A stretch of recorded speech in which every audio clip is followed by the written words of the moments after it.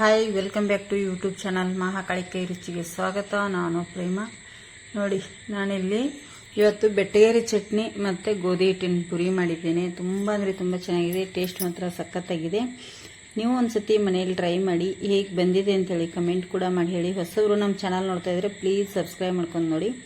ಪುರಿ ಅಂತೂ ಸಖತ್ತಾಗಿದೆ, ಚಟ್ನಿನೂ ಸೂಪರ್ ಆಗಿದೆ ಫ್ರೆಂಡ್ಸ್. ಇದು ಹಳೆ ಕಾಲದ ಚಟ್ನಿನ ಅಂತ ಅನ್ಕೋಬೋದು. ತುಂಬ ಈಸಿಯಾಗಿ ಮತ್ತು ಪದಾರ್ಥಗಳು ಕೂಡ ಜಾಸ್ತಿ ಬೇಕಲ್ಲ. ಹೇಗೆ ಮಾಡೋದು ಅಂಥೇಳಿ ನೋಡೋಣ ಬನ್ನಿ.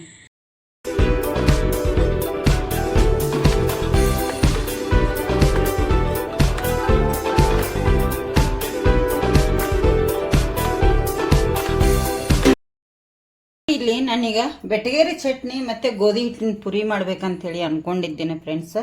ಬೆಟ್ಟಗೇರಿ ಚಟ್ನಿ ಮಾಡಲಿಕ್ಕೆ ಏನೇನು ಬೇಕಂತೇಳಿ ನೋಡ್ಕೊಂಬರೋಣ ಬನ್ನಿ. ರುಚಿಗೆ ತಕ್ಕಷ್ಟು ಉಪ್ಪು ಕೂಡ ತೊಗೊಂಡಿದ್ದೇನೆ, ಸ್ವಲ್ಪ ಅರಿಶಿನ ಹುಡಿ, ಇಲ್ಲಿ ಕಾಯಿ ಮೆಣಸನ್ನು ಕುಟ್ಟಿ ಇಟ್ಟಿದ್ದೇನೆ ನಾನು ಸ್ವಲ್ಪ, ಮತ್ತು ಸಾಸಿವೆ, ಒಂದು ಈರುಳ್ಳಿ ಸಣ್ಣದಾಗಿ ಕಟ್ ಮಾಡಿಟ್ಟಿದ್ದೇನೆ, ಕೊತ್ತಂಬರಿ ಸೊಪ್ಪು, ಇಲ್ಲಿ ಸಕ್ಕರೆ ಬೇಕು 2-3 ಟೇಬಲ್ ಸ್ಪೂನು ಸಕ್ಕರೆ ಬೇಕಿದ್ದಕ್ಕೆ, ಸಕ್ಕರೆ ಹಾಕಿದ್ರೆ ಚೆನ್ನಾಗಿರುತ್ತೆ, ಜೀರಿಗೆ, ಕರಿಬೇವು ಮತ್ತು ಹುರಿಗಡಲೆ ಮತ್ತು ಎಣ್ಣೆ. ಇಷ್ಟಿದ್ರೆ ಈಗ ಬೆಟ್ಟಗೇರಿ ಚಟ್ನಿ ಮಾಡ್ಬೋದು. ಅದು ಹೇಗೆ ಅಂಥೇಳಿ ನೋಡೋಣ ಬನ್ನಿ. ಮೊದಲಿಗೆ ಇದನ್ನು ನಾನೀಗ ಮಿಕ್ಸಿ ಮಾಡ್ಕೊಂಬರ್ತೇನೆ. ಇದು ಮಿಕ್ಸಿ ಆಗಬೇಕು, ಸಣ್ಣಾಗಿ ರುಬ್ಕೊಂಬರ್ತೇನೆ. ಈಗ ನೋಡಿ, ಈಗ ನಾನು ಈ ಥರ ಪುಡಿ ಮಾಡಿದ್ದೇನೆ, ಮಿಕ್ಸಿಯಲ್ಲಿ ಹಾಕಿ ಈಗ ಒಗ್ಗರಣೆ ಕೊಡೋಣ ಬನ್ನಿ.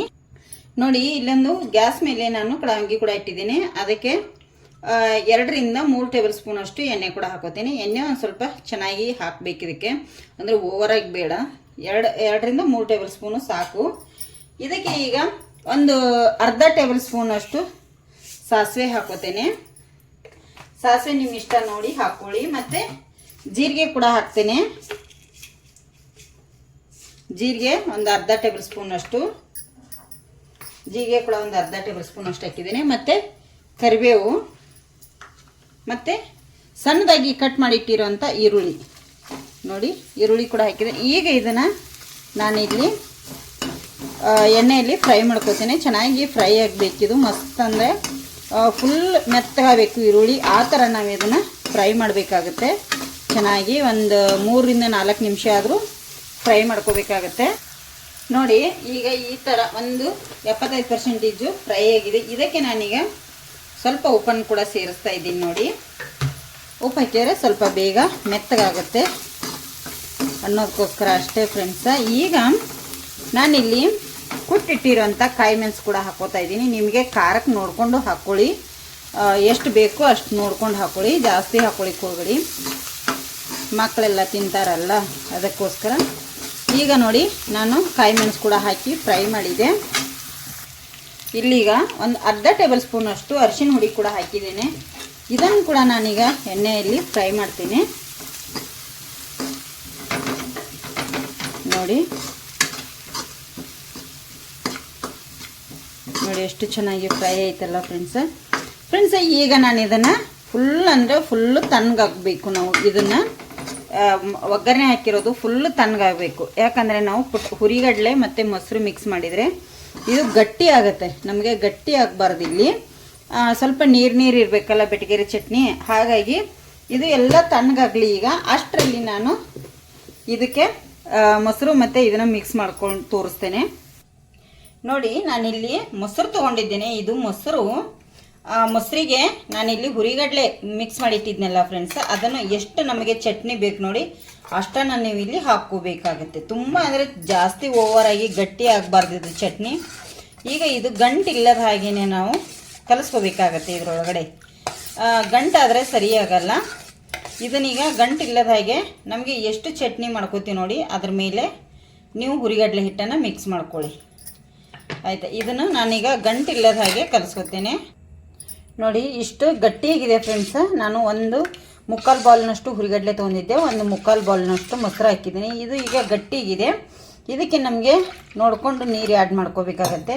ತುಂಬ ಅಂದರೆ ಮಾಡಲಿಕ್ಕೆ ಹೋಗಬೇಡಿ, ತುಂಬ ಗಟ್ಟಿಯಾಗಿ ಅಥವಾ ತುಂಬ ನೀರು ಥರ ಮಾಡಲಿಕ್ಕೆ ಹೋಗಬೇಡಿ. ನೋಡಿ, ಇಷ್ಟಿದ್ರೆ ಸಾಕು. ಇದಕ್ಕೆ ನಾನೀಗ ಒಂದು 2-3 ಟೇಬಲ್ ಸ್ಪೂನಷ್ಟು ಸಕ್ಕರೆ ಕೂಡ ಹಾಕ್ತಾಯಿದ್ದೀನಿ. ಸಕ್ಕರೆ ಹಾಕಬೇಕು, ತುಂಬ ಚೆನ್ನಾಗಿರುತ್ತೆ ಸಕ್ಕರೆ. ಇದಕ್ಕೆ ಇಷ್ಟಕ್ಕೆ 2-3 ಟೇಬಲ್ ಸ್ಪೂನಷ್ಟು ಸಕ್ಕರೆ ಕೂಡ ಹಾಕಿದ್ದೇನೆ. ರುಚಿಗೆ ತಕ್ಕಷ್ಟು ಉಪ್ಪನ್ನು ಕೂಡ ಇಲ್ಲೇ ಸೇರಿಸ್ತಾ ಇದ್ದೀನಿ ನೋಡಿ ನಾನೀಗ. ಇದನ್ನು ಕೂಡ ಈಗ ಇಲ್ಲೇ ಕರಗು ರೀತಿ ನೋಡ್ಕೋಬೇಕು. ಅದು ಒಗ್ಗರಣೆ ಅಷ್ಟರಲ್ಲಿ ಆರುತ್ತೆ. ಇದಕ್ಕೆ ಮಿಕ್ಸ್ ಮಾಡಿದರೆ ಆಯಿತು ಫ್ರೆಂಡ್ಸ್. ತುಂಬ ಅಂದರೆ ತುಂಬ ಚೆನ್ನಾಗಿರುತ್ತೆ, ಟೇಸ್ಟ್ ಮಾತ್ರ ಸಖತ್ತಾಗಿರುತ್ತೆ ಇದರದ್ದು. ಈಗ ಇದು ಚೆನ್ನಾಗಿ ಕರಗಲಿ ನೋಡಿ. ಈಗ ಮಸಾಲೆ ಇದೆಲ್ಲ ತಣ್ಣಗಾಗಿದೆ ಫ್ರೆಂಡ್ಸ. ಇದಕ್ಕೆ ನಾನು ಮಿಕ್ಸ್ ಮಾಡಿಟ್ಟಿರೋಂಥ ಹುರಿಗಡಲೆ ಹಿಟ್ಟು ಮತ್ತು ಮೊಸರು, ಸಕ್ಕರೆ, ಉಪ್ಪು ಇದಕ್ಕೆ ನಾನೀಗ ಸೇರಿಸ್ಕೋತೇನೆ ನೋಡಿ. ಇದು ಬಿಸಿ ಇರಬಾರ್ದು. ನಾವು ಏನು ಫ್ರೈ ಮಾಡಿದ್ದೀವಲ್ಲ ಎಣ್ಣೆ ಹಾಕಿದ ಮಸಾಲೆ, ಇದು ಬಿಸಿ ಇದ್ದರೆ ಗಟ್ಟಿಯಾಗಿಬಿಡುತ್ತೆ. ಚಟ್ನಿ ಥರ ಬರೋದಿಲ್ಲ, ನಮಗೆ ಟೇಸ್ಟ್ ಚೆನ್ನಾಗಿ ಬರೋದಿಲ್ಲ, ಗಟ್ಟಿ ಆಗುತ್ತೆ. ಒಂಥರ ನಾವು ಕಡಲೆ ಹಿಟ್ಟಿನ ಜುನ್ಕ ಎಲ್ಲ ಮಾಡ್ತೀವಿ ನೋಡಿ ಉತ್ತರ ಕರ್ನಾಟಕ ಸೈಡು, ಆ ಥರ ಆಗಿಬಿಡುತ್ತೆ.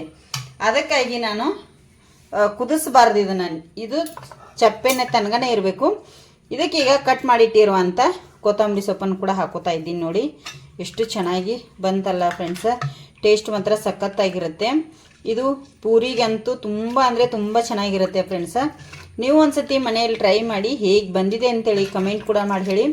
ಹೊಸಬ್ರು ನಮ್ಮ ಚಾನಲ್ ನೋಡ್ತಾ ಇದ್ರೆ ಪ್ಲೀಸ್ ಸಬ್ಸ್ಕ್ರೈಬ್ ಮಾಡ್ಕೊಳ್ಳಿ. ನೋಡಿ ಇಷ್ಟೇ ಇರಬೇಕು ಚಟ್ನಿ ಅಂದರೆ, ನಮಗೆ ತುಂಬ ಗಟ್ಟಿ ಆಗಬಾರ್ದು.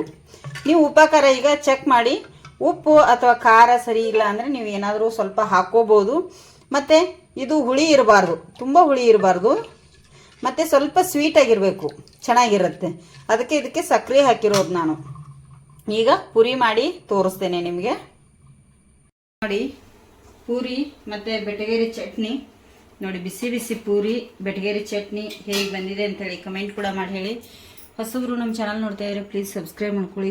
ಗೋಧಿ ಹಿಟ್ಟಿನ ಪೂರಿ ಅಂತೂ ಮಸ್ತ್ ಆಗ್ಯಾವ ನೋಡ್ರಿ. ನೋಡಿ ಕಾಣ್ತಿರ್ಬೋದು, ಪೂರಿ ಅಂತೂ ಮನಗಂಡ ಬಂದವು ನೋಡಿ. ಕಟ್ ಮಾಡಿ ಕೂಡ ತೋರಿಸ್ತಾ ಇದ್ದೀನಿ. ಗೋಧಿ ಹಿಟ್ಟಿನ ಪೂರಿ ಆರೋಗ್ಯಕ್ಕಷ್ಟೇ ಒಳ್ಳೆಯದು.